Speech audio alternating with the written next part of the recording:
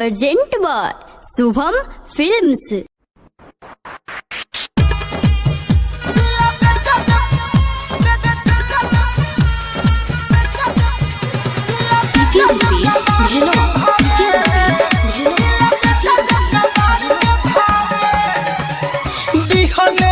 धोखायब कबो आयब ना तोरा गावे रे दिहले धोखायब कबो आयब ना तोरा गावे।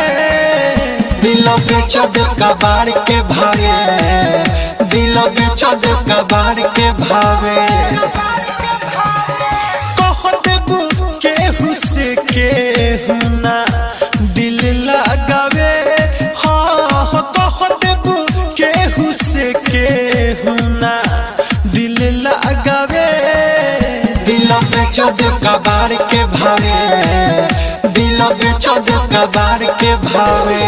DJ Rupesh Bhelwa, DJ Rupesh Bhelwa, DJ Rupesh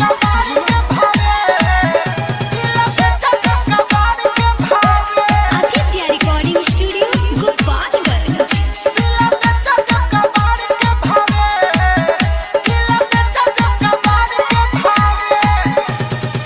रहिले जागल लोडावा पागल तोरा चलते कहता। लोर बहाई का हम बताई कितना दर्द दिल सहता। अब तो कौन काम के नहीं बावे रे। अब तो कौन काम के नहीं बावे। दिल बेचद कबाड़ के भावे, दिल बेचद कबाड़ के भावे।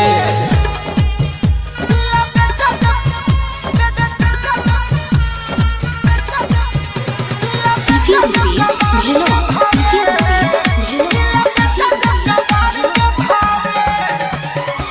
बड़ी घुमैले ठीक न कइले हमके फसैले जाल में। धोखा कइले नहीं महइले देख ले बानी कौना हाल में।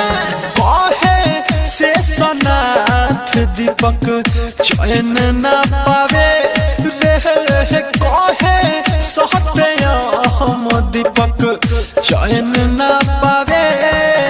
दिल बेचद कबाड़ के भावे, दिल बेचद कबाड़ के भावे। कह देबू केहू से केहू ना दिल लगावे।